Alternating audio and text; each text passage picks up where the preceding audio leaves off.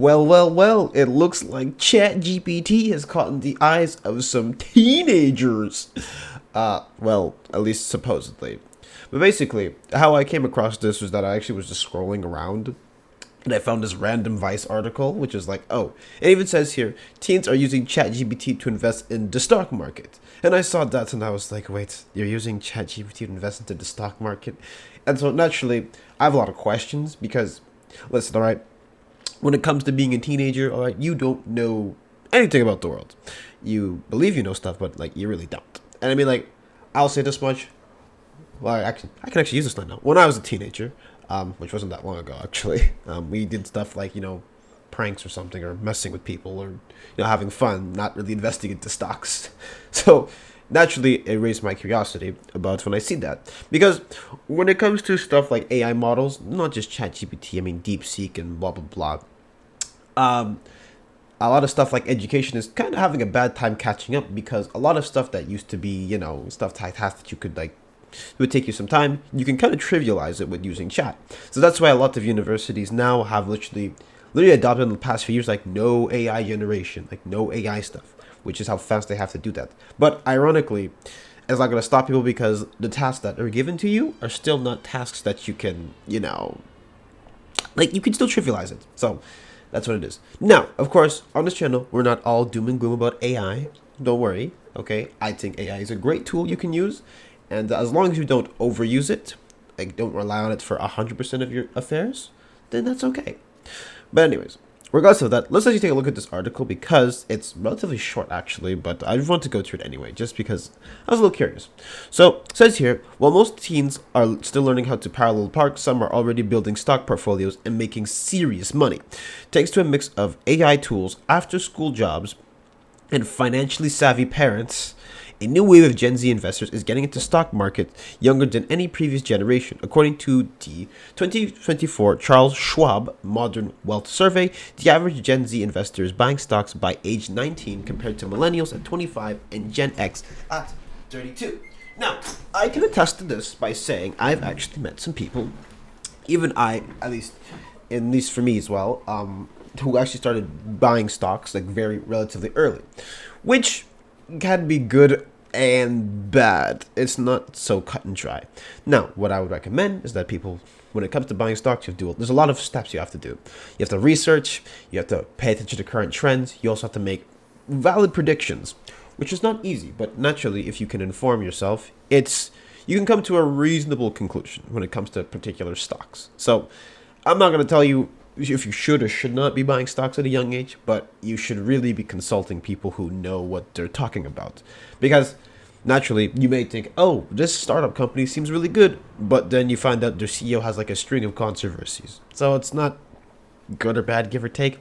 And also, I will say, this is more just like a byproduct of people, of just technology, like accessibility. Like, if you look at a millennial, for instance, they were born, in 1980 something, like 1996, somewhere on that line. Yeah, when they were growing up, getting into stocks must have been a lot more of a difficult process. Now you can just open up your phone and literally buy on the fly with the amount of apps and stuff. So that's just a byproduct of technology advancing. Nothing too crazy. But anyways, here we have Gen Z teens are turning summer jobs into serious stock market gains. Ryan Sorrell was just 8 years old when he made his first Bitcoin investment. Oh, dear God. Now he's bussing tables at a retirement home and funneling his $800 a month paycheck straight into Bitcoin and MicroStrategy stock. So far, he's turned $6,000 into profit with some help from AI tools like ChatGPT. It helps me a lot to just run through scenarios to see where I'd be if I did it that in like 10 years time. Sorrell told the New York Post, he says investing early has completely changed how he thinks about money. I'm putting it in the market and making a return instead of just losing it for like a pair of shoes or something.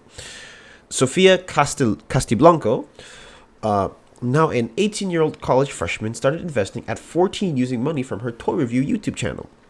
Initially putting in $300 a month, she's now investing $3,000 a month into companies like Tesla, Amazon, and Nvidia. Even after recent market turbulence, Castiblanco doubled down. All right, before we keep going, there's a bit of a flaw with this, and you'll understand what I mean in a second. But like, essentially, we have no idea what these children's backgrounds are. Because, for instance, okay, I'm sorry, unless you are, and maybe it's just me being naive or something, but if you come from a less affluent background, like a less comfortable background, I don't know how you're going to be putting money into stocks, okay? That doesn't really make a lot of sense to me, unless you're taking a huge risk. Because the whole point of stocks is like when you invest into them, you're basically putting out money you're willing to lose. And you're going to tell me at like 14 or like at 8, you have money you're willing to lose? That makes sense? And hell, I'm not going to do the calculation on the fly right now, but I'm saying if I calculate like minimum wage at the time and you put that into stocks, there's just a lot of, that means you have to be saving up maybe what, a month's worth of paycheck at least. No, let me recalculate that. Not a month's worth, but like you're taking a huge chunk of like your already minimal paycheck and you're putting it into stocks. And by the way, Amazon and Tesla stocks, Nvidia, those stocks are not cheap either. So I have a lot of questions, naturally speaking. But yeah, if these are like from affluent backgrounds, that makes a lot more sense. But if they're a bit more broke, well, not broke, but less fortunate, it's a bit, a little bit of a disconnect for me. But tangents aside, let's keep going. I think it's a great time to put money into the market, she said. She hopes her profits will eventually fund an investment property for passive income. Castablanco also wishes more young women would jump into finance early. It would be so beneficial if schools had a finance class at a young age so that students actually develop some financial literacy. I agree with that. Perrin Meyerson started dabbling in stocks at 14 after discovering Reddit's Wall Street Bets forum. He opened his first practice account with help from his dad, then poured Taco Bell paychecks into stocks like Amazon and Palantir. Now 22, he's running a startup and boasts a 51% return on his investments. I'm skeptical, but let's go going. Too many people my age are looking for get-rich-quick schemes, Meyerson warned. Even high school juniors like Isaiah Jones are making moves. 16, built a crypto portfolio from lawn mowing money and says trading is now mainstream at his Richmond, Virginia school. Okay, so if you actually take a look at Wall Street Bets, so I'm going to show you like right now. If you go to that subreddit, it has some actually very handy information when it comes to that. It talks about current like political climates and everything that talks about stocks in general. Which, if you're an investor, you actually want to get as much news as possible, so you know exactly where you want to allocate your funds to. However, there is a reason why you're always advised to, get a financial advisor. Okay, because even if you are well educated into finances, okay, and if you know what you're talking about, sometimes it's best to get some perspective on certain stuff. Because there's some trends you may see, but maybe an advisor sees something else. So just keep that in mind when you do this stuff. Because like I said earlier in the video, whenever you make a stock investment, you are doing you are doing a lot of research and you have to do a lot of predicting, which is something that, it's not easy to do. But you can make an educated guess based off of current trends and all that. Like if I go back to when Nvidia stocks were plummeting and when DeepSeek was released, I could tell then if I kept more in the news, if I found out that a new AI like software was launching, I could have pulled down my Nvidia stocks if I had known about it. Though I don't know if DeepSeek was shadow dropped, but I'm just saying, like, you could have done that. Though DeepSeek was kind of a mess just because of how much, people had to call shareholders meetings and yada yada yada, because really shook up the tech world. But of course, Nvidia has naturally recovered from that, so that's the nature of stocks. Also a reason why I would not really advise, not that I'm giving you financial advice, but why I personally, like if my son asked me, should I invest in stocks like 50, I'd be like, listen, stock trading can be very stressful sometimes, okay? Especially when you see stuff going down and you see stuff in the red, you are going to be panicking all the time. It's like actually a little story I have for you guys, not like a crazy story, but I remember there was my teacher I had. Well, not I didn't have him, but I met him, where he's like, when weed was first like legalized, he invested into it, but then weed, of course, after legalization, it was dropping. So man was stressing over his weed stocks, which is like understandably so. So what am I getting at with this? Yeah. So it's a very stressful world. So I understand why maybe it would be like a 15-year-old be like, oh, you should get into stocks now. I mean, that's what teenagers do. They find a new trend, they hop on it. But there's a lot of, a lot of other stuff you have to consider when you get into financing. But when it comes down to teaching a financing class, I absolutely agree.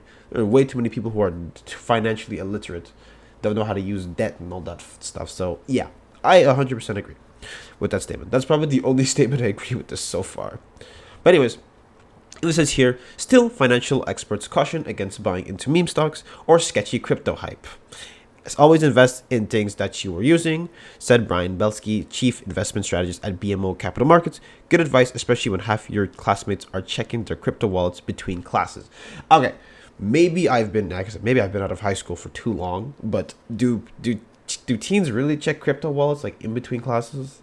I just, someone help me down below in the comments. I feel like teenagers are still teenagers, where it's like you have like maybe a handful might be doing this stuff, maybe, but most people are interested in other stuff than stocks, which, it is what it is. But regardless of all that, now let's talk about how good is ChatGPT when it comes to investments. Though I believe there was a recent update, and actually Sam Altman commented on this, where he's talking about how, ChatGPT has to be a little bit too on the positive side when it comes to that.